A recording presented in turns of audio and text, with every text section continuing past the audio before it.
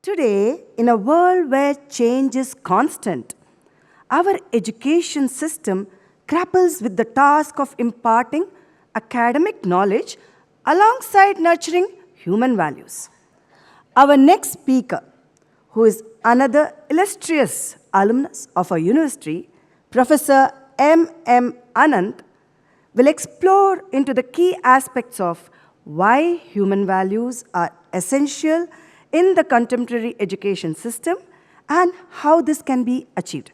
Please welcome Professor Ananth.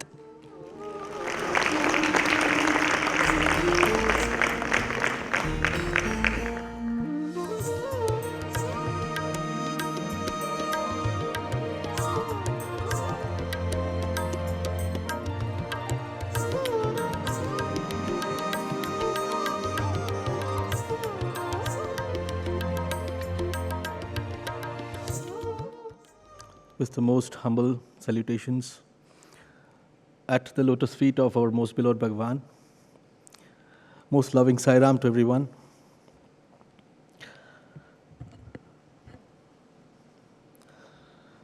I thank the Sri Satya Sai Vidya Vahini team for inviting me, Sister Karuna Munshi, the whole team,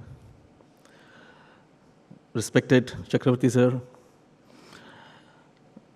the Central Trust Trustee, Ratnakarji, and everyone bringing together this massive movement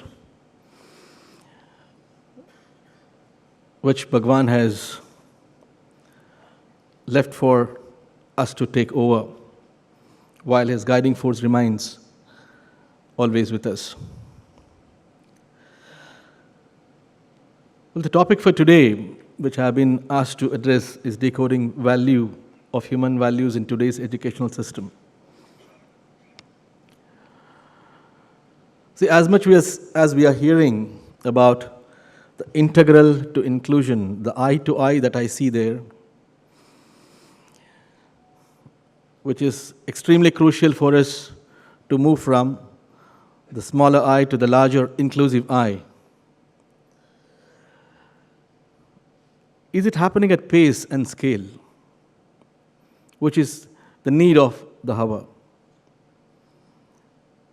If only 10%, as Mr. Justin had just mentioned, are getting benefited out of the 90%, then where has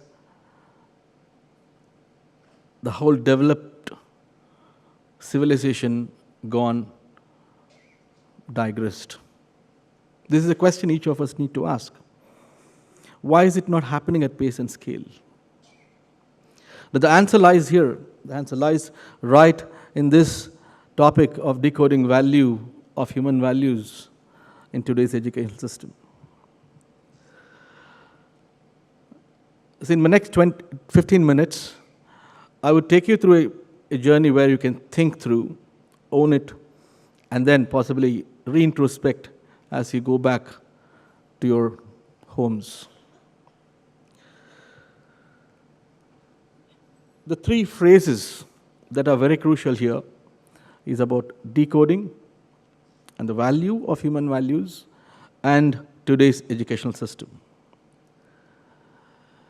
Of paramount importance is today's educational system because this is what we are trying to change. Several commissions, several committees nationally have brought out several directive policies, implementation guidelines. Well, this is only for India that I'm talking about.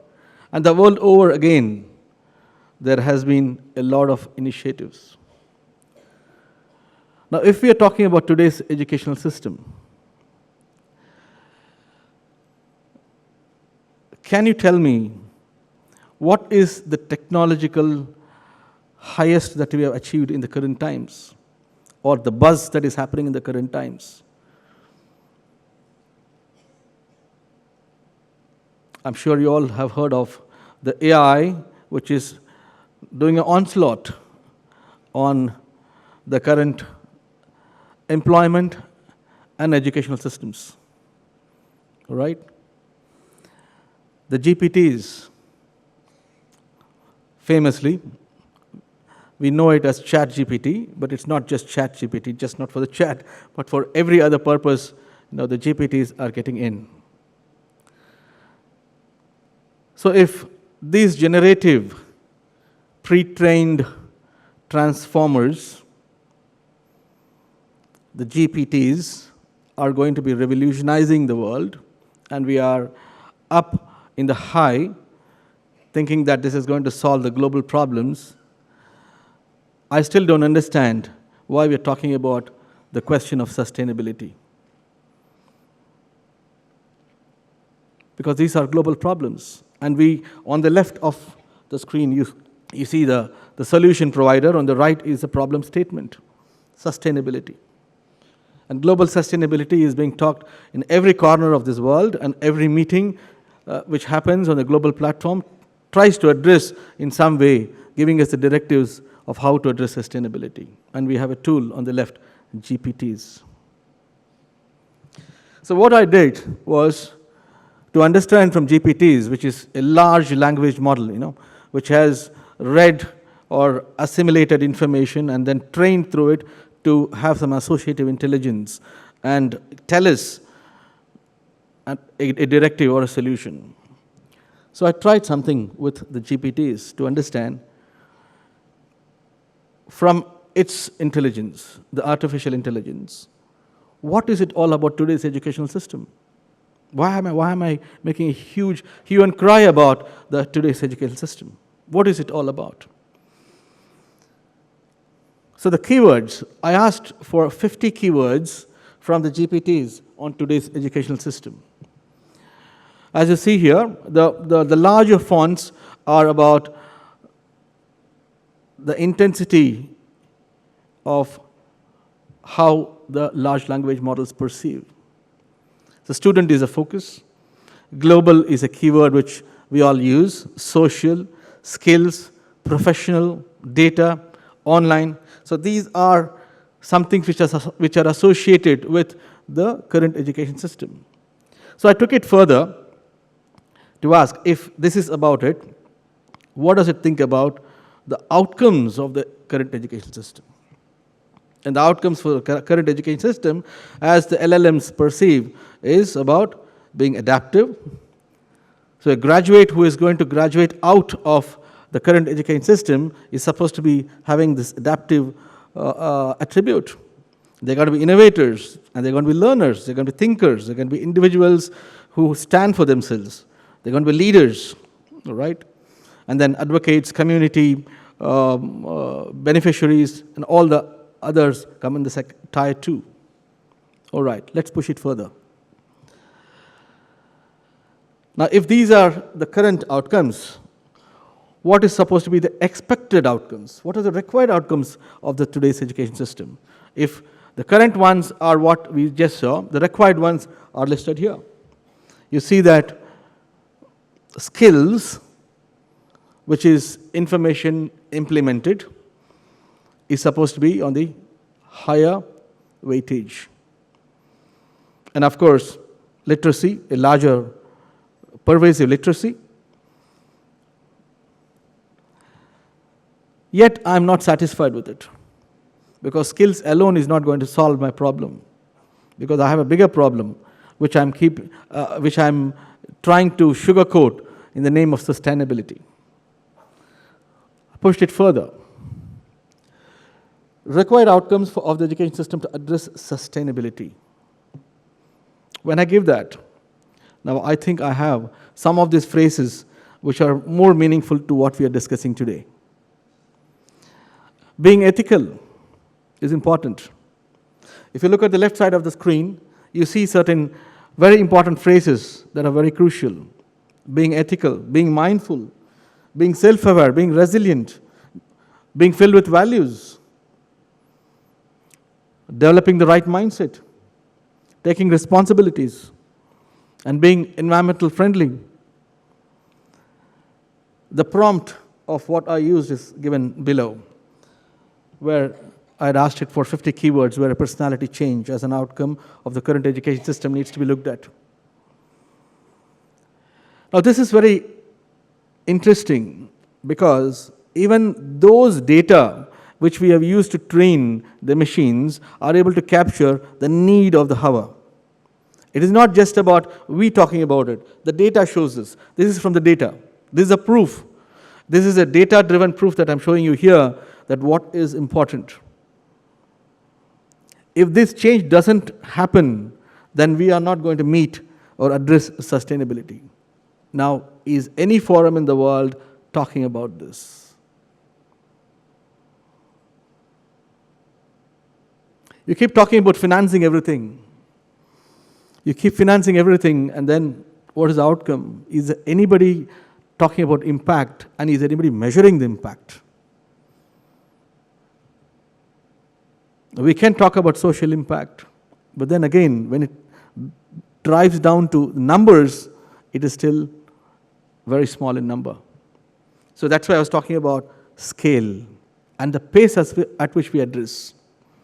And that's primarily the reason why this movement which is happening here is going to be very crucial.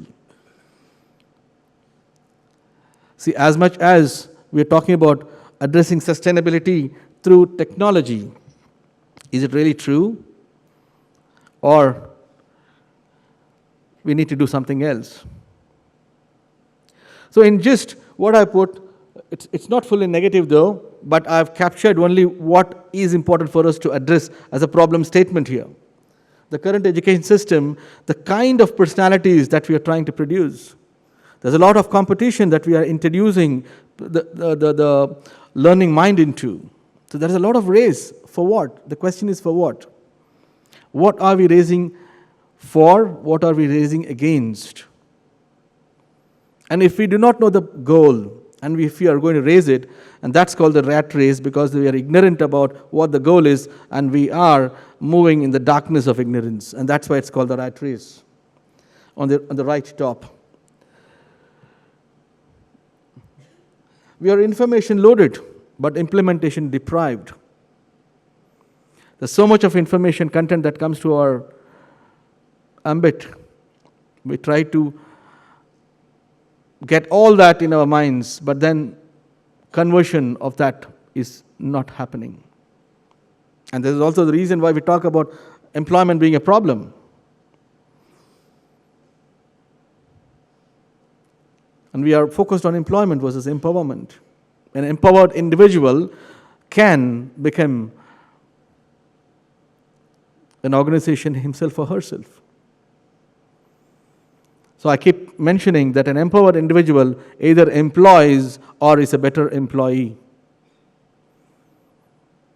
Because there's a lot of personality traits which finds expression in an empowered individual. But if you focus on only employment, you get in there and then it's about 9 to 5. That's it, period. There is no commitment, there is no ownership. And the organization, the productivity, everything is taken to a toss. So let's introspect that. And then comes valuing objects than life. The larger picture is lost again. We're trying to make a cutthroat competition more feasible than valuing life and assisting and supporting others. The empathy component is missing. Well, as much as design thinking is being very widely talked about and trainings are being given in NLPs and all these models, but the fundamental ownership of that has to come from the source. As Swami keeps telling, it has to come from the source and not through force. External enforcement is not going to work. So there is something missing, a big link missing between what one understands and owns and what is actually happening in outside world. We have lesser resilient individuals. A small shake anywhere in the organization or in the world or in a family, the being breaks. Resilience is very, very crucial. We have less resilience, more resistance. So we are creating conditioned individuals and pumping them into the system in a large number. We're producing lakhs and lakhs of graduates, and they're all getting into the system, and they're having a lot of resistance in their own preconditioning, the prejudices and what and where and how. And if you look at the left of the screen, from the bottom top, agility without inner stability. That's not going to work. If you're going to be agile without inner stability, you will get the job done, but not to the quality that it is expected of. So that's called the Jugaad technology that we are into. We don't want Jugaad technology to be into the system for a long time, because it is not going to address the actual problem. More self-interest than societal interest. Swami keeps telling about Vyashti, Samashti, Srishti and Parameshti. Are we moving from the Vyashti to the Parameshti? We have not even inched towards the Samashti. So, a lot of selfishness is finding expression. Now, I'm telling you from a lot of data which I have observed in the organizations, and particularly in education systems. And we have secluded individuals. A lot of loneliness which is not appreciated. I was reading an article in LinkedIn yesterday, and it was mentioning about a gentleman writing about he being lonely, and then when he goes to a doctor and the doctor says, you are facing a mental illness, and that's called loneliness. Why should loneliness be a mental illness? Why can't be a good company with oneself? So there's a sense of fear, there's a sense of anxiety in the system, which says that if I'm lonely, I'm going through an illness. All the inward path that we're talking about, the sadhana, is all about being with oneself. Once this is, the person is left out, then everything else is left out. Yesterday, Professor Victoria was mentioning, persons with different ability, person comes first. The person is left out, unfortunately. And we are pitting person versus profession here. When there is no statue, what are we trying to decorate it with? The statue needs to be perfect, and that's the person. The person needs to be first looked at. So given that, with this set of traits that we are talking about, we're trying to address sustainability. Now, are we truly addressing sustainability in the spirit of how it should be addressed, or are we trying to do some jugaad to say that, okay, let's be like a turkey, which says that my head is inside the sand and all is fine? Time to think. Time to own up to this. It's important. And I know a lot of education leaders are here. It's important for every education leader to think about what is happening in the system to drive the change and what could be the implementational change that needs to be done there. So we are facing a mindset issue and not a technology problem. When I say mindset issue, I don't actually like the word mindset, because mind should not set for me. If a mind is set, it's a precondition. It's a prejudice. We need minds which are agile. We need minds which are resilient, which are able to apply itself and then withdraw at the time of need. Those are the minds we need to solve this greater problem.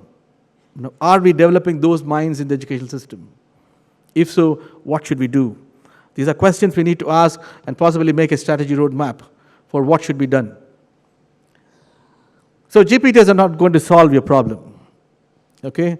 Sustainability is a sugar-coated word. Let me be raw and impolite on that word and say that the definition of sustainability is we live or die.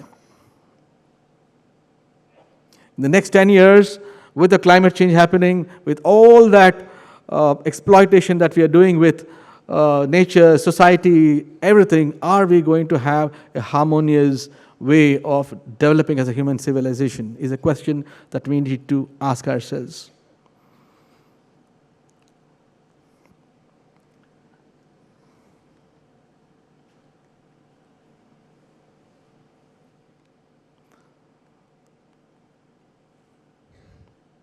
So can we have the slide changed?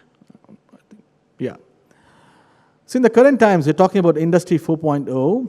But then Industry 5.0 is already peeping in, and we are still coming to terms with Industry 4.0. Industry 4.0 is all about technology, the Internet of Things, the connections, the automation, how we can produce more, how we can push consumerism more into the system, and we have management graduates coming out, finding ways to push the consumerist aspect. Is that the way to address sustainability? Is there no COD, the ceiling on desires, to be talked about? Are we practicing it and implementing it? It's not about practicing and implementing within the Psi fraternity, but each of us who are hooked onto making a living organization has to create an impact there, and it takes a lot of courage and confidence. It takes a lot of rooting in what the principles of Swami is and how much we own him.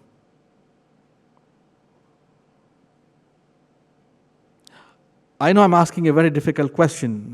It's as simple, but not as easy to put in practice. But then, it needs to be asked. These are questions that need to be asked.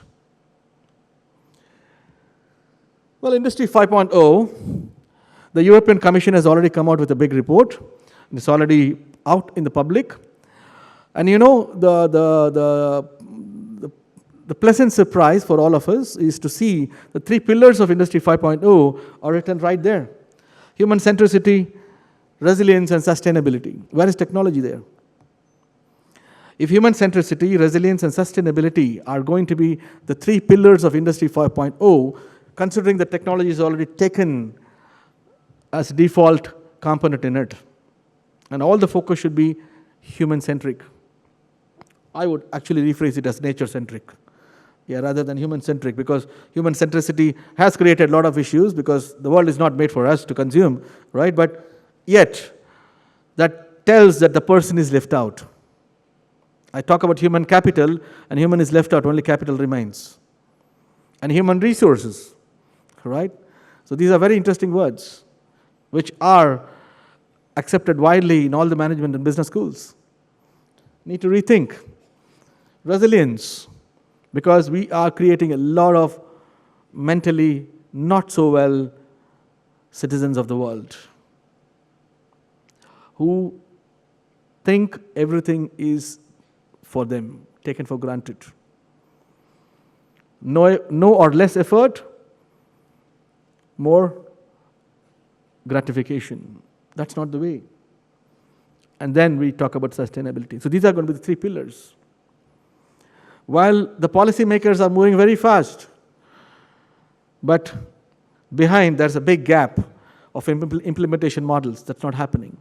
This is a topic of research that needs to be done. In organizations, I would say if institutions volunteer, it'll be good for us to actually put together some of these to see how we can inflict a change, to realign the minds towards what is required. And I'm sure Vidyavani is doing a lot of work in those lines. I was hearing about the integral education that's happening, the values-based education, and that's exactly what we are talking about here.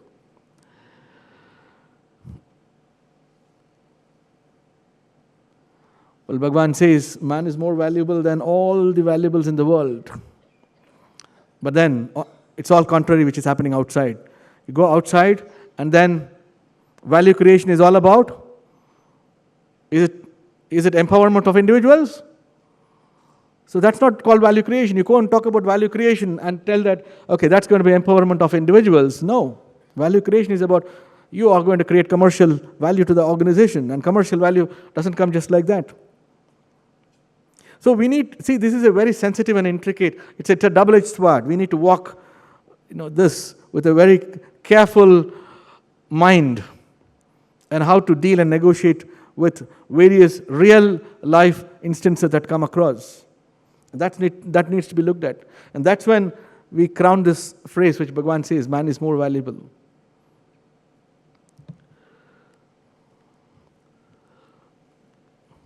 Okay, the fallback. I thought I'll intervene here and tell you a small story, and of course we all know it, but then it's good to remind ourselves. We know this great epic Mahabharata, right? We all need a fallback at some times. When we are almost like giving up, we all need somebody to fall back. And good that we have Bhagwan to fall back. But then Mahabharata had its own way of putting the message across. We had the brothers, Duryodhana and Arjuna there. Okay, let's take these two. Now Duryodhana, he knows that what he's doing is wrong. And he confesses, I know what I'm doing is wrong. But then I do not know how to change it. I just don't know the way forward. And then what does he do? Who is his fallback? His uncle Shakuni is his fallback. He goes to him for mentorship. Right? What happens? He was bad. It's okay. He could have been brought back, but he felt worse because the catalyst of Shakuni fed him and made him worse, bad to worse, the fallback. But on the other hand, Arjuna, in the war field, the Kurukshetra, in all his despondency, with the swing of emotions happening there, his Gandiva slipped, his bow slipped. And who was his fallback? He went to Lord Krishna. And when he went to Lord Krishna, what Krishna did was to restore him to his greatness. The choice of the fallback matters. Now, this has a lot of connotations, including geopolitics, right? But I will leave it to you for looking at it. Who is your fallback? Should India be a mentor? Should Bharat be taking a stage where it's a fallback? A question to be asked. If so, what should be the constitution of this country?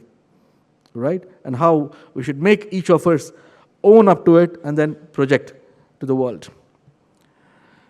All right. My next slide, please.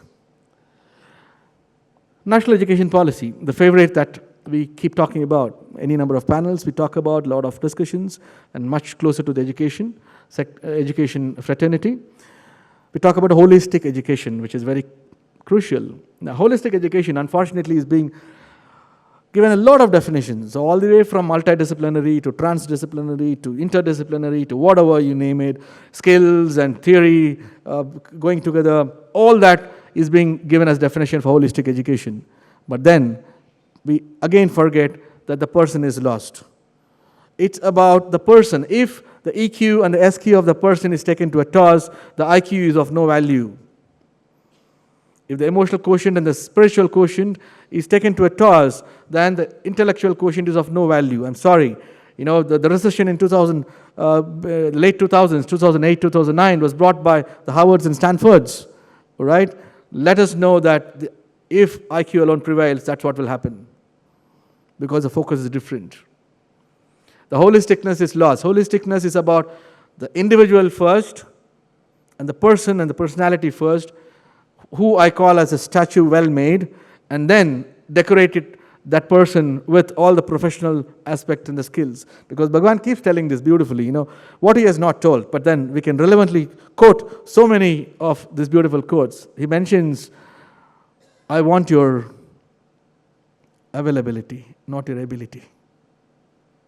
I think it sums it all,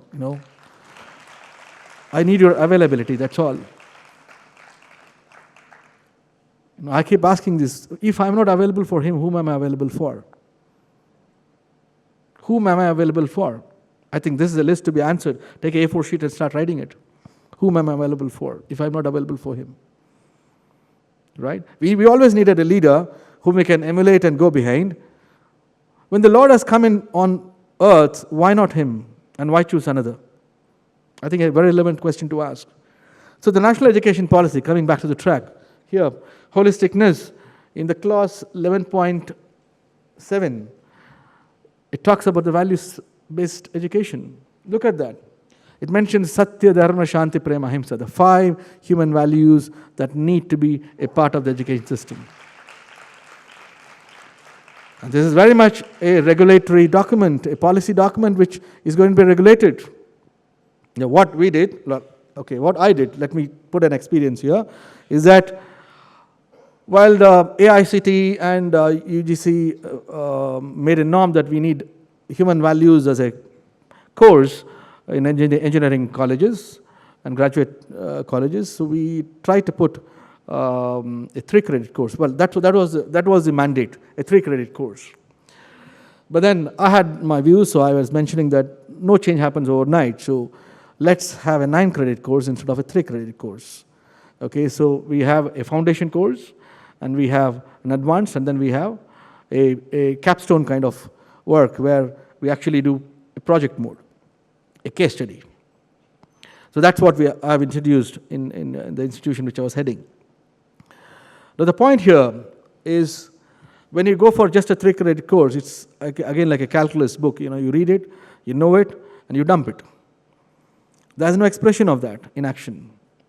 So it's crucial for that transformation to happen, so we try to do a 9-credit course. And I'm thankful to Sri Sathya Sai Center for Human Values, where the team came over, trained my faculty, about 15 faculty they trained, and then we launched the program. So again, you can see the silent hands working without much of, can I click? Yeah. So that's why I put that logo there, okay? Because the Satya, Dharma, Shanti, Prema, Ahimsa, the 5 pillars are getting reflected in the national education policy there, right? So it's all happening. It's all happening silently, and it should happen at pace. For pace, we need ownership. Unless each of us own up to it, we will not do it. And when can we own it? Only when we own him. Then that commitment will find expression. If you don't own him, I'm sorry, we are missing the gap. Right? So that is the difference in how we look at things. Slide change, please.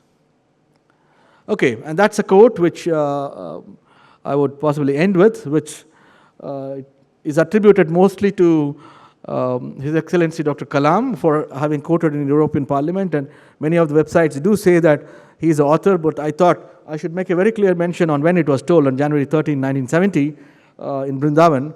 And so here is a quote. If you look at it, I call it a peace formula for the world, okay? Because it starts with the individual. Righteousness in the heart, which leads to beauty in character. And that beauty in character leads to harmony in the home. And the harmony in the home leads to order in nation. And if that order prevails, then the peace in the world prevails. I think this is a very simple formula. I think that's why we have taken it for granted. It talks straight and simple. And righteousness in the heart is all about the values. Unless otherwise we facilitate the values in the children and bring them out, create a platform where we acknowledge the values expression. Unfortunately, we are acknowledging everything otherwise in the system. And that's the reason why it is not getting blossomed. We need to acknowledge that this is right and this is okay. The education system needs to realign itself for that. And so, the human values, which are already integral to every being, Bhagavan keeps telling that. That's why he calls us Divyatma Swarupas and Prema Swarupas. I think that is enough for us to know who we are, but then we are still struggling with our own baggages. So integral to every human being are the human values. These need to be drawn out. That's why it's said that human values are caught and not taught, not an external enforcement, but you wait for the time for it to blossom and then acknowledge and allow it to blossom. And it needs to be allowed to blossom. This is what an education system needs to do. A curriculum, a process, rigor need to be put in place. Now, SSSVV, the Vidyavani schools, and the whole team of volunteers, everybody is ready for it. I think you need to come on board ASAP because the pace is important. The change in the world is waiting for this mission to come forward and explode to create that benchmark so that the world can follow as a model. So with that, I'll stop, dedicating it at His divine lotus feet. Sai Ram.